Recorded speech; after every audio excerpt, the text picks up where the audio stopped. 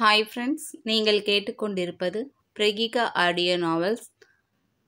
கதையின் பெயர் பிரியாத வரவேண்டும் உயிரே.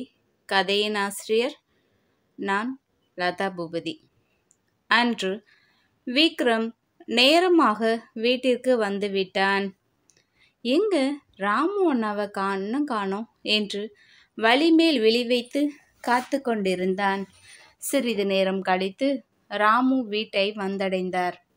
அண்ணா, தியா வரலையா?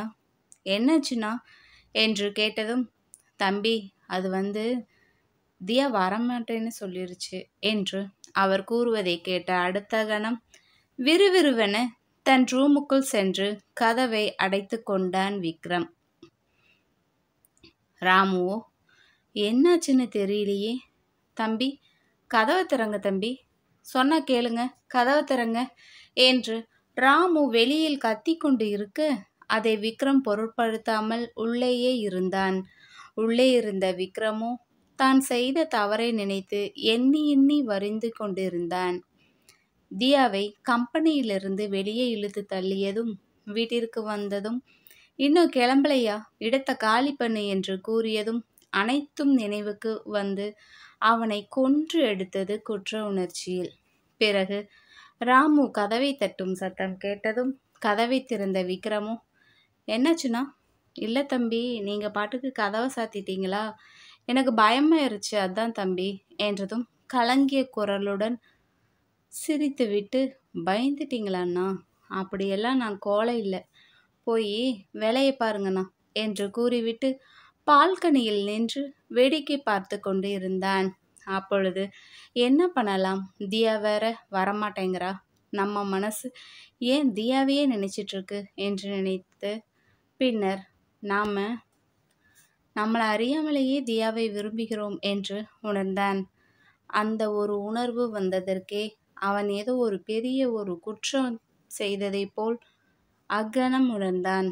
அண்ணா, எனக்கு மனசு ரொம்ப பாரமாக இருக்கு, நான் கோயிலுக்கு போயிட்டு வரேன் என்று கூறிவிட்டு கோவிலுக்கு புறப்பட்டான்.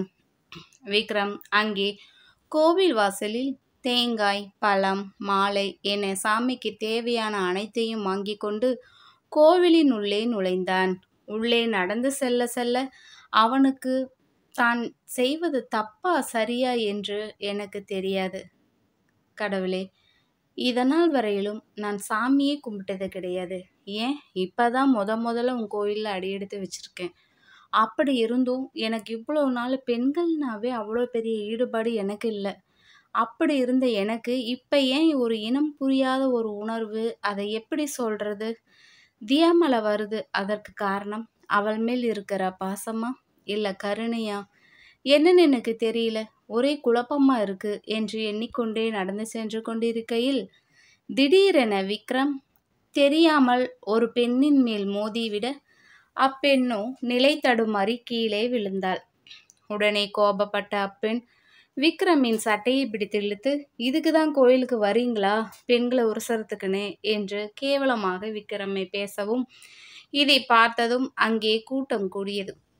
சாரிங்க, தெரியாம தான் இடிச்சிட்டேன், மன்னிச்சிடுங்க என்று கூறவும் அப்பெண்ணும் வாய்க்கு வந்தபடி பேசிக்கொண்டே இருந்தாள். ஒரு கட்டத்தில் விக்ரமை அடிக்க அப்பெண் கையை ஓங்கவும் திடீரென யாரோ அப்பெண்ணின் கையை பிடித்து தள்ளினர். விக்ரமோ யார் என திரும்பி பார்க்கும்போதுதான் தெரிந்தது அது தியா என. ஏய், யாரை பற்றி என்ன பேசிட்டு இருக்க? வார்த்தையை அளந்து பேசு, ஒரு ஆம்பளைய கை நீட்டி அடிக்க போவியா என்று கோபமாக பேசினாள் தியா. அதற்கு அப்பெண்ணோ, இங்க பாரு, இது எனக்கும் அந்த ஆளுக்கும் உள்ள பிரச்சனை, நீ யார் இடையில வந்துட்டு எனவும், அவர் என்னை தொட்டு தாலி கட்டின புருஷன் என்று தன் கழுத்தில் உள்ள மஞ்சள் கயிற்றை எடுத்து அப்பெண்ணின் முன் காட்ட, உன் புருஷனா இருந்தா போற வர பொம்பளைங்க மேலே கையை வைக்கலாமா? அந்த கடவுளை அப்படி சொன்னா கூட நாம் நம்ப மாட்டேன், என் கணவரை பற்றி எனக்கு தெரியும் என்று கூறிக்கொண்டு விக்ரமின் கையை பிடித்து கொண்டு, நீங்க வாங்க விக்ரம் என்று கூறி வெளியில் கூட்டி வந்தாள். விக்ரமிற்கோ என்ன நடக்குது இங்க என்று தெரியாமல் குழம்பி போய் நின்றான். தியா, நீ எப்படி இங்க எனவும் அவள் எதுவுமே பேசாமல் வேக வேகமாக தனது நடையை தொடர்ந்தாள். பேசிட்டு இருக்கேன், நீ பாட்டுக்கு போனா எப்படி? பதில் சொல்லு, எதுக்கு அந்த மாதிரி சொன்ன? உங்க உங்கள அந்த பிரச்சனையிலிருந்து வெளியே கொண்டு வரதுக்காக தான் நான் அந்த வார்த்தைய சொன்னேன். தப்பா இருந்தா ஐயோ சாமி மன்னிச்சிடுங்க என்று கூறிவிட்டு நடந்து செல்லவும், தியாவின் கையை பிடித்து இழுக்கவும், சொல்லுங்க நான் போகணும் வீட்டுக்கு விடுங்க என்றதும், நான் கேட்டதுக்கு பதில் சொல்லிட்டு போ. என்ன விக்ரம் சொல்றீங்க? எனக்கு ஏதோ உன் மேல டவுட்டா இருக்கு. எதுக்கு அன்னைக்கு ஆஃபீஸில் அத்தனை பேத்துக்கு முன்னாடி என்னை கட்டி பிடிச்சி முத்தம் கொடுத்த? இன்னைக்கு என்னடானா நான் தான் உன் புருஷன் அப்படின்னு அவ்வளோ பேத்துக்கு முன்னாடியும் சொல்கிற? உனக்கு கல்யாணம் ஆகலை அப்படிங்கிறது எனக்கு தெரியும். அப்படி இருக்கிறப்போ இந்த தாலி ஏன் நீ கட்டிக்கிட்டு இருக்க? யார் கட்டின தாலி இது என்று கேட்கவும், அது உங்ககிட்ட சொல்லணும்னு எனக்கு அவசியம் இல்லை விக்ரம். அதை தெரிஞ்சு நீங்கள் என்ன பண்ண போகிறீங்க? ப்ளீஸ் தியா சொல்லு, எனக்கு பைத்தியம் பிடிக்கிற மாதிரி ஆகுது எனவும் அவள் எதுவுமே கூறாமல் கிளம்பி விட்டாள். வீட்டிற்கு சென்றதும் ராமுவிடம் நடந்தவற்றை கூற, சொல்லுங்கண்ணா நீங்களாவது என்கிட்ட மறைக்காம சொல்லுங்க என்று கேட்கவும், ராமுவும் அதை கூற தயக்கம் எடுக்கவும், விக்ரமோ அவ்விடத்தில் மனம் நொந்து போனான். விக்ரம் சோகமாக தனது அறையில் எதையோ யோசித்து கொண்டு அமர்ந்திருக்கவும், தம்பி இன்னும் சாப்பிடாம என்னப்பா பண்ற? ஆமா இன்னைக்கு டியூட்டிக்கு போகலையா? போகலண்ணா, இன்னைக்கு ஒரு நாள் வீட்டில் ரெஸ்ட் எடுக்கலான்னு இருக்கேன். வந்து சாப்பிடுப்பா, நான் கொஞ்ச நேரம் கழிச்சு வந்து சாப்பிட்றேன். நீங்களும் என்னை புரிஞ்சிக்க மாட்டேங்கிறீங்க பார்த்தீங்களா? சின்னதுலேருந்து என்னை தூக்கி வளர்த்தவங்கண்ணா நீங்கள். அப்படி இருந்தும் எனக்கு ஒரு பிரச்சனை வந்திருக்கும்போது அதை எதனாலங்கிற விஷயம் உங்களுக்கு தெரிஞ்சும் இருந்தும் நீங்கள் சொல்ல மாட்டேங்கிறீங்க பார்த்தீங்களா? அதுதானே எனக்கு மனசு ரொம்ப கஷ்டமாக இருக்குது. தம்பி அது வேண்டாம் விடுங்க, எதுவும் சொல்ல வேண்டாம், நீங்கள் போங்க, நான் கொஞ்ச நேரம் கழித்து வந்து சாப்பிடுகிறேன் என்று கூறிவிட்டு ரிலாக்ஸாக படுத்து விட்டான் அவனது அறையில். சிறிது நேரம் கழித்து தனது காரை எடுத்துக்கொண்டு பயணித்தான். அப்பொழுது வழியில் ஒரு தம்பதியினர் கையில் குழந்தையை வைத்துக்கொண்டு சண்டை போட்டு கொண்டிருந்தனர். அதை சுற்றி இருந்தவர்கள் வேடிக்கை பார்த்து கொண்டு மட்டுமே இருந்தனர். இதை பார்த்த விக்ரமும் தனது காரை நிறுத்திவிட்டு இறங்கி அவர்கள் அருகினில் சென்றான்.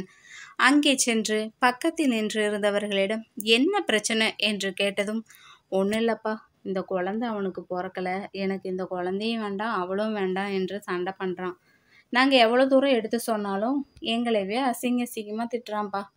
பாவம் அந்த பொண்ணு, எங்கள் ஊர் தான், நல்ல பிள்ளை, அந்த பிள்ளைய போய் சந்தேகப்படுறான்ப்பா. யார்கிட்டையும் பேசாது, அமைதியான பொண்ணு. அந்த பொண்ணுக்கு சொந்தம் பொந்துன்னு யாரும் இல்லை. ஒரு 2 வருஷத்துக்கு முன்னாடி இந்த பிள்ளைய தான் கட்டுவேன் என்ன இந்த பிள்ளைய கூட்டிகிட்டு வந்துட்டான். ஊர்க்காரங்க நாங்கள்லாம் சேர்ந்து தான் கல்யாணம் பண்ணி வச்சோம். நல்லா தான் இவங்க வாழ்க்கை போயிட்டு இருந்துச்சு. அப்புறம் என்னாச்சுன்னு தெரியல, அடிக்கடி 2 பேத்துக்குள்ள தகராறு. இப்போ இங்கே நிற்கிது என்றதும் கூட்டத்தை விலக்கிவிட்டு உள்ளே சென்ற விக்ரமும் அவர்களை சமாதானப்படுத்த பேச்சுவார்த்தையில் ஈடுபட்டான். எவ்வளவு தூரம் சொல்லியும் அந்த பையன் அந்த பொண்ணை தப்பாக பேசிக்கொண்டே இருக்க, இறுதியாக விக்ரம் ஓங்கி பலார் என அந்த பையனை அறைந்தான். என்ன நினச்சிட்டு இருக்க? தேவையில்லாமல் ஒரு பொண்ணு மேலே சந்தேகம் வந்துருச்சு அப்படின்னா அங்கே உங்கள்கிட்ட தான் பிரச்சனை இருக்குன்னு அர்த்தம். ஏன் உனக்கு வேற ஏதாச்சும் பொண்ணுங்க மேலே தொடர்பு இருக்கோ என்றதும், யோ எங்கே யார்கிட்ட என்ன பேசிகிட்டு இருக்க? என்னை பற்றி உனக்கு என்ன தெரியும் என்றதும், இப்போ உனக்கு கோபம் வருதில்ல, இந்த பொண்ணு நீ தான் உலகம், இந்த குழந்தை தான் எல்லாம் என்று இருந்துக்கிட்டு 4 செவத்துக்குள்ளே அடைஞ்சு கொண்டு இருக்காளே, அவளை போய் தப்பாக பேசுகிறையே, இது உனக்கே நியாயமா? ஒழுங்காக அந்த பொண்ணை கூட்டிகிட்டு போய் வாழப்பாரு. இதை விட்டுட்டு இந்த பிள்ளையை தப்பாக பேசி அவள் வாழ்க்கையை வீண் பண்ணி கடைசியாக இந்த குழந்தையும் உங்களால் அனாதையாக நிற்கும். அதோட வழி என்னன்னு எனக்கு தெரியும், ஏன்னா நானும் ஒரு அனாதை தான் என்று பேசியதும் அவனும் அவன் குழந்தையையும் மனைவியையும் அழைத்து கொண்டு வீட்டிற்கு புறப்பட்டான்.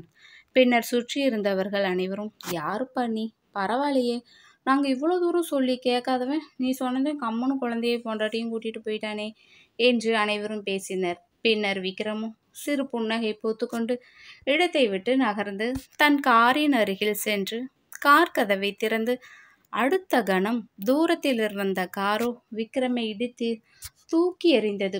இதை பார்த்து கொண்டிருந்த சுற்றியிருந்த மக்கள் ஓடி சென்று விக்ரமை தூக்கி மருத்துவமனையில் அனுமதித்தனர். பின்னர் விக்ரமின் வீட்டிற்கு தகவல் சொன்னதும் ராமு அண்ணாவோ பதறி போய் மருத்துவமனைக்கு விரைந்தார். அங்கே அவரை விக்ரமை பார்க்க அனுமதிக்கவில்லை. விக்ரமோ ஐசியூவில் வைக்கப்பட்டிருந்தான். டாக்டரோ இப்போதைக்கு எதுவும் சொல்ல முடியாது, அவர் கண்டிஷன் ரொம்ப மோசமாக இருக்குது என்று கூறவும் அவரால் டாக்டர் சொன்ன வார்த்தையை ஜீரணிக்கவே முடியவில்லை. அடுத்த கணம் தியாவிற்கு தகவல் கொடுத்தார் ராமு.